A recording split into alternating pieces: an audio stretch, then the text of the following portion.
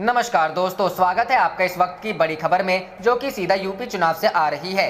UP BJP ने share किया किसानों से जुड़ा यह कार्टून, बोले अभिसार बेहूदगी की सारी हदें पार। दूसरी बड़ी खबर में बताएंगे यूपी असेंबली इलेक्शन 2022, जिस दल में हम होंगे उसी दल की उत्तर प्रदेश में बनेगी सरकार, शिवपाल यादव। तीसरी बड़ी खबर में बताएंगे शिवराज सरकार के मंत्री ने महंगाई के लिए नेहरू को ठहराया जिम्मेदार, कांग्रेस का पलटवार। इसी प्रकार की बड़ी खबरों में आपको ले जाएंगे। लेकिन अगर आपको भी लगता है यूपी में योगी की सरकार बुरी तरह हारने वाली है, तो आप अभी इस वीडियो को लाइक कीजिए, इस चैनल को सब्सक्राइब कीजिए और घंटी बजाएं और कमेंट में लिखें जय हिंद। रुक करते हैं पहले खबर की तरफ। यूपी बीजेपी ने शेयर किया किसानों से जुड़ा यह कार्टून, बोले अभिसार बेहूदगी की सारी हदें पार। जी हां दोस्तों, पिछले 8 महीने से दिल्ली की सीमाओं पर किसानों का आंदोलन चल रहा है। किसान केंद्र सरकार द्वारा पारित किए गए तीनों कृषि कानूनों को वापस करने की मांग कर रहे हैं। इसी बीच किसानों ने ऐलान किया है कि पश्चिम बंगाल विधानसभा चुनाव की तरह ही उत्तर प्रदेश के विधानसभा चुनाव में भी लोगों से भाजपा को वोट नहीं देने की अपील की जाएगी। इसी को लेकर किसान आंदोलन के प्रमुख चेहरा बन चुके किसान नेता राकेश टिकैत ने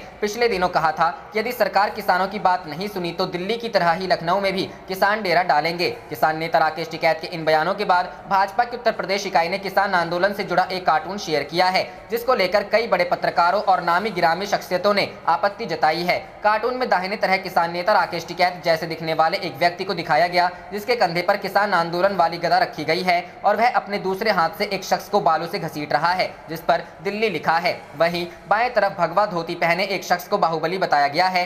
बाहुबली बना शख्स राकेश टिकैत की तरह दिखने वाले व्यक्ति से कह रहा है कि सुना लखनऊ जा रहे तुम कि मैं पंगा ना लिए भाई, योगी बैठा है, बक्कल तार दिया करें और पोस्टर भी लगवा दिया करें। इस कार्टून को शेयर करते हुए उत्तर प्रदेश भाजपा के ट्विटर हैंडल से लिखा गया है कि ओ भाई जरा संभल कर जाइयो लखनऊ में। बीते 29 तारीख को इस कार्टून को ट्वीट किए जाने के बाद काफी लोगों की प्रतिक्रियाएं देखने को मिली। कई लोगों ने इस कार्टून पर ऐतराज जताया। पत्रकार अभिसार शर्मा ने इस ट्वीट को रिट्वीट करते हुए लिखा है कि सीधी धमकी, यह देश की सबसे बड़ी और धनी पार्टी का असली चेहरा, बेहूदगी की सभी हदें पार कर दी है भाजपा ने। आज तुम जिस हिंसा को सामान्य बता रहे हो, खुद पार्टी और देश इसकी कीमत चुकाएगा, शर्मनाक। वहीं पत्रकार साक्षी जोशी ने ट्वीट करते हुए लिखा कि बेहद शर्मनाक, खुलेआम किसानों को धमका रहे हैं। योगी आदित्यनाथ जी, आपको किस बात का घमंड है? सत्ता का एक दिन नहीं रहेगी, फिर क्या करेंगे आप? राजनीतिक रूप से निशाना बनाए जाने को लेकर संसद में रोने वाले शख्स को इस तरह का काम बढ़ चढ़कर करते देखना बिल्कुल भयावह है। इसके अलावा पत्रकार अजीत अंजुम ने भी लिखा कि मतलब किसान नेताओं को सीधे सीधे धमकी दे रही है बीजेपी। रुख करते हैं अगली खबर की तरफ। यूपी असेंबली इलेक्शन 2022, जिस दल में हम होंगे उसी दल के उत्तर प्रदेश में बनेगी सरकार, शिवपाल यादव। जी हां दोस्तों, प्रगतिशील समाजवादी पार्टी के अध्यक्ष शिवपाल सिंह यादव ने दावा किया है कि वो जिस दल में होंगे 2022 में उसी दल के उत्तर प्रदेश में सरकार बनेगी। पीएसपी प्रमुख शिवपाल शनिवार को अपने निर्वाचन क्षेत्र जसवंत नगर और ताखा में ऑक्सीजन प्लांट का शिलान्यास करने के बाद लोगों को संबोधित कर रहे थे। उन्होंने कहा कि जिस दल में वो होंगे उसी दल की 2022 उत्तर प्रदेश विधानसभा में सरकार बनेगी। आज उत्तर प्रदेश की ऐसी ही स्थिति है, हमारा संगठन बहुत मजबूत है। उन्होंने कहा कि पीएसपी ने टावा सदर से पूर्व सांसद रघुराज सिंह साहब और भरथना से पूर्व मंत्री गया प्रसाद वर्मा के बेटे सुशांत वर्मा को टिकट देने की घोषणा की है। इसके बावजूद हम चाहते हैं कि उत्तर प्रदेश की जो हालत है उसमें बदलाव जरूर हो। उन्होंने कहा कि मुख्यमंत्री योगी आदित्यनाथ ईमानदार हैं, लेकिन नौकरशाही में व्यापक भ्रष्टाचार चरम पर है, जिससे जनता परेशान होकर चुप्पी साधे हुए है, लेकिन इसका जवाब चुनाव में मिलेगा। शिवपाल ने कहा कि 2022 में सरकार बनने के बाद प्रत्येक घर से एक बेटा और बेटी को नौकरी दिलवाएंगे। इसके अलावा बिजली बिल माफ करके प्रति परिवार को 250 यूनिट मुफ्त बिजली दिलाई जाएगी। उन्होंने कहा कि बीजेपी सरकार में भ्रष्टाचार चरम सीमा पर है, कोई भी अधिकारी कर्मचारी बिना रिश्वत के काम नहीं कर रहा है। उन्होंने कहा कि कोरोना संक्रमण की पहली लहर आने से पहले ही बीजेपी सरकार को पता था, लेकिन इसके बावजूद कोई तैयारी नहीं की गई थी। तमाम लोग ऑक्सीजन के अभाव में जान गंवा बैठे, लेकिन अब ऐसा ना हो इसके लिए उन्होंने अपनी विधायक निधि से ऑक्सीजन प्लांट लगाने के लिए 20 लाख रुपए आवंटित किए थे, लेकिन अनुमति न मिलने के कारण प्लांट की शुरुआत नहीं हो सकी है। यदि ऑक्सीजन प्लांट की अनुमति नहीं मिलती है तो इसी रकम से अस्पताल में ऑक्सीजन कंसंट्रेटर लगवाने का काम करेंगे। रुख करते हैं अगली खबर की तरफ। शिवराज सरकार के मंत्री ने महंगाई के लिए नेहरू को ठहराया जिम्मेदार, कांग्रेस का पलटवार। जी हां दोस्तों, मध्य प्रदेश के चिकित्सा शिक्षा मंत्री विश्वास सारंग ने देश में महंगाई समस्या को पूर्व प्रधानमंत्री जवाहरलाल नेहरू की देन बताते हुए उन पर निशाना साधा है। उन्होंने कहा कि महंगाई की समस्या 1 या 2 दिन में नहीं पैदा होती। 15 अगस्त 1947 को लाल किले से जवाहरलाल नेहरू के दिए गए भाषण की गलतियों से देश की अर्थव्यवस्था पटरी से उतर गई। विश्वास सारंग देश में बढ़ती महंगाई और कीमतों पर कांग्रेस के विरोध प्रदर्शन करने पर प्रतिक्रिया दे रहे थे। शनिवार को भोपाल में मीडिया से बातचीत में उन्होंने कहा कि देश की आजादी के बाद अर्थव्यवस्था को पंगु बनाकर महंगाई बढ़ाने का श्रेय अगर किसी को जाता है तो वो नेहरू परिवार है। महंगाई एक दो दिन में नहीं बढ़ती, अर्थव्यवस्था की नींव एक दो दिन में नहीं रखी जाती है। 15 अगस्त 1947 को लाल किले की प्राचीर से प्रथम प्रधानमंत्री जवाहरलाल नेहरू द्वारा दिए गए भाषण की गलतियों के कारण देश की अर्थव्यवस्था बिगड़ गई। उन्होंने कहा कि दूसरी ओर प्रधानमंत्री नरेंद्र मोदी ने पिछले 7 वर्षों में देश की अर्थव्यवस्था को मजबूत किया है। सारंग ने कहा कि बीजेपी सरकार ने गरीबों के कल्याण और अर्थव्यवस्था में उनकी भागीदारी के लिए योजनाएं शुरू की हैं, जबकि कांग्रेस के शासन के दौरान अर्थव्यवस्था कुछ उद्योगपतियों के हाथ में थी। उन्होंने दावा किया कि बीजेपी शासन के दौरान महंगाई कम हुई है और लोगों की आय बढ़ी है। उन्होंने चुटकी लेते हुए कहा कि कांग्रेस कार्यकर्ताओं को 10 जनपद के सामने विरोध प्रदर्शन करना चाहिए। रुख करते हैं अगली खबर की तरफ। कौन बनेगा जेडीयू का अगला अध्यक्ष? पार्टी कार्यकर्ताओं की मांग, नीतीश संभाले कमान। आरजेडी ने कहा कोई भी बने लेकिन हार तय। जी हां दोस्तों, जेडीयू का अगला अध्यक्ष कौन? शायद इस सवाल का जवाब 31 जुलाई को होने वाली राष्ट्रीय कार्यकारिणी की बैठक में मिल जाए। उससे पहले पार्टी के विधायक ने आरसीपी सिंह से अध्यक्ष पद छोड़ने की बात कह जेडीयू के अंदर की सियासत गर्म कर दी है। वहीं भाजपा चाहती है कि जेडीयू की कमान फिर से नीतीश कुमार ही संभाले। 31 जुलाई को जेडीयू राष्ट्रीय कार्यकारिणी की बैठक दिल्ली में है। बैठक से पहले ही चर्चा होने लगी है कि जेडीयू का अगला कप्तान कौन, उपेंद्र कुशवाहा या लल्लन सिंह। चर्चा पार्टी के अंदर और बाहर दोनों जगह हो रही है। खासकर जेडीयू नेता ही अब कहने लगे हैं कि आरसीपी सिंह को जेडीयू के राष्ट्रीय अध्यक्ष पद से इस्तीफा दे देना चाहिए। इधर जेडीयू विधायक गोपाल मंडल का कहना है कि अब आरसीपी सिंह की जिम्मेदारी बढ़ गई है, केंद्रीय मंत्री बन गए हैं, देश विदेश का दौरा करना होगा। ऐसे में उनको अध्यक्ष पद छोड़ देना चाहिए और देश के लिए काम करना चाहिए। दिल्ली में जनता दल यूनाइटेड के राष्ट्रीय कार्यकारिणी की बैठक शनिवार को होने वाली है। शनिवार शाम 4 बजे से जंतर मंतर स्थित जेडीयू के केंद्रीय कार्यालय में यह बैठक बुलाई गई है। बैठक में पार्टी के नेता और मुख्यमंत्री नीतीश कुमार के साथ साथ राष्ट्रीय अध्यक्ष आरसीपी सिंह और कार्यकारिणी के 75 सदस्य शामिल होंगे।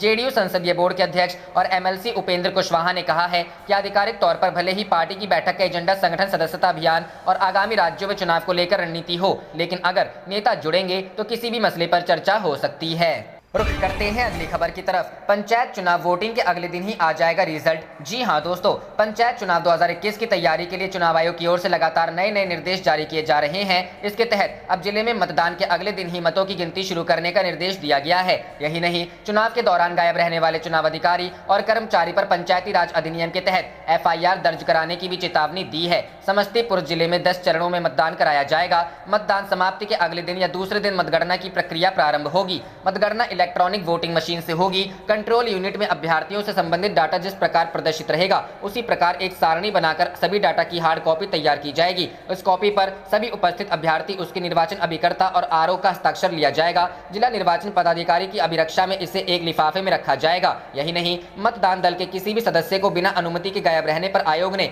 उनके विरुद्ध तत्काल निलंबन की अनुशंसा करते हुए बिहार पंचायत राज अधिनियम के तहत प्राथमिकी दर्ज करने का निर्देश दिया है। यानी बिना बताए अगर मतदान दल के कर्मी गायब होते हैं तो उनके खिलाफ तत्काल मुकदमा दर्ज किया जाएगा। इसको लेकर भी जिला स्तर पर तैयारी शुरू कर दी गई है। जिले में पंचायत चुनाव को लेकर मंगवाए गए ईवीएम के फर्स्ट लेवल जांच 20 अगस्त तक पूरा करने को कहा गया है। जिला प्रशासन की ओर से इस कार्य को शुरू भी कर दिया गया है। विशेष निगरानी में इस कार्य को किया जा रहा है। संबंधित ईवीएम निर्माता कंपनियों के इंजीनियर चुनाव आयोग के दिशा निर्देश पर जांच कर रहे हैं। 346 पंचायतों में 6 पदों के लिए चुनाव होगा, जिसमें जिला परिषद सदस्य, मुखिया, समिति, पंच, सरपंच व वार्ड सदस्य शामिल है। बताया जाता है कि 51 जीतनवासी पंच व सरपंच का चुनाव कराया जाएगा। समिति व सरपंच के पद घटेंगे। इस बार जिला में नगर निकाय बनने से 35 पंचायत नगर निकायों में हुए शामिल हो चुके हैं, जिससे वह पंचायत चुनाव नहीं होगा। रुख करते हैं अगली खबर की तरफ। बीजेपी भगवा रंग चुराती है, लोग चुराकर पार्टी में लाती है। कार्टून पर विवाद के बीच राकेश टिकैत ने योगी सरकार पर किया पलटवार। जी हां दोस्तों,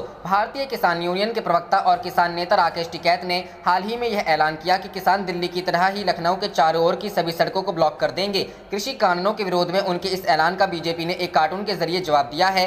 कार्टून उत्तर प्रदेश बीजेपी की तरफ से ट्वीट किया गया, जिसमें राकेश टिकैत को धमकी भरे शब्दों में कहा गया कि उत्तर प्रदेश में योगी है जो बक्कल तार देते हैं और पोस्टर भी लगवा देते हैं। अब राकेश टिकैत ने इस कार्टून का जवाब दिया है। पत्रकार अजीत अंजुम से बातचीत होने में बातचीत में उन्होंने कहा कि बीजेपी उन्हीं के शब्द बक्कल तार देना को चुराकर उन्हें धमकी दे रही है। अजीत अंजुम ने उनसे सवाल किया, आप ही ने पहली बार कहा था कि बक्कल उतार देंगे, तो आपको सरकार धमका रही है। जवाब में बीकेयू नेता ने कहा, शब्द चुरा रहे हैं, ये शब्द चुराते हैं, भगवा रंग चुराते हैं, लोगों को चुराकर अपनी पार्टी में शामिल करते हैं। ये उस तरह के लोग हैं जिनका अपना तो कुछ है ही नहीं, ये जो कुछ चुरा कर जाएं उसे जमा करें, फिर उनका माल कोई दूसरा ले जाता है। वो आगे बोले, उनकी बीजेपी की सरकार है कहाँ, सरकार तो मोदी सरकार है और मोदी सरकार को चलाती है कंपनियां, उनकी तो सरकार है ही नहीं, खामखा उलझ रहे हैं। इसी बीच राकेश टिकैत ने कार्टून को लेकर कहा, इसका मतलब तो ये हुआ कि यहाँ ना आओ, लखनऊ में मत आना, लखनऊ में मुख्यमंत्री है, मुख्यमंत्री तो लखनऊ में ही बैठता है, कोई 4 राज्य तो है ही नहीं कि मुख्यमंत्री मेरठ में बैठेंगे, मुरादाबाद में बैठेंगे,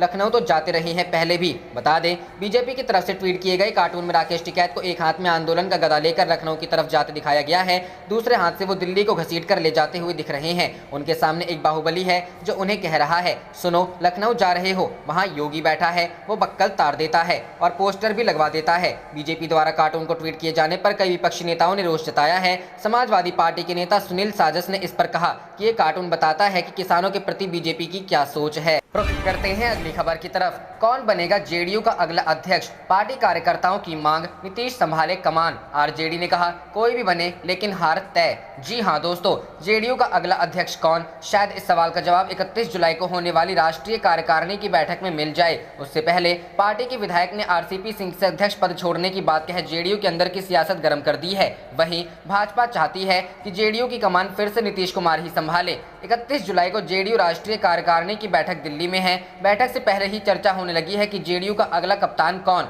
उपेंद्र कुशवाहा या लल्लन सिंह। चर्चा पार्टी के अंदर और बाहर दोनों जगह हो रही है। खासकर जेडीयू नेता ही अब कहने लगे हैं कि आरसीपी सिंह को जेडीयू के राष्ट्रीय अध्यक्ष पद से इस्तीफा दे देना चाहिए। इधर जेडीयू विधायक गोपाल मंडल का कहना है कि अब आरसीपी सिंह की जिम्मेदारी बढ़ गई है, केंद्रीय मंत्री बन गए हैं, देश विदेश का दौरा करना होगा, ऐसे में उनको अध्यक्ष पद छोड़ देना चाहिए और देश के लिए काम करना चाहिए। दिल्ली में जनता दल यूनाइटेड की राष्ट्रीय कार्यकारिणी की बैठक शनिवार को होने वाली है। शनिवार शाम 4 बजे से जंतर मंतर स्थित जेडीयू के केंद्रीय कार्यालय में यह बैठक बुलाई गई है। बैठक में पार्टी के नेता और मुख्यमंत्री नीतीश कुमार के साथ साथ राष्ट्रीय अध्यक्ष आरसीपी सिंह और कार्यकारिणी के 75 सदस्य शामिल होंगे। जेडीयू संसदीय बोर्ड के अध्यक्ष और एमएलसी उपेंद्र कुशवाहा ने कहा है कि आधिकारिक तौर पर भले ही पार्टी की बैठक का एजेंडा संगठन सदस्यता अभियान और आगामी राज्यों में चुनाव को लेकर रणनीति हो, लेकिन अगर नेता जुड़ेंगे तो किसी भी मसले पर चर्चा हो सकती है। अगर 2020 विधानसभा चुनाव को देखें तो जेडीयू को आरसीपी सिंह के नेतृत्व से कोई खास फायदा नहीं हुआ। जाति समीकरण को ध्यान में रखकर नीतीश कुमार ने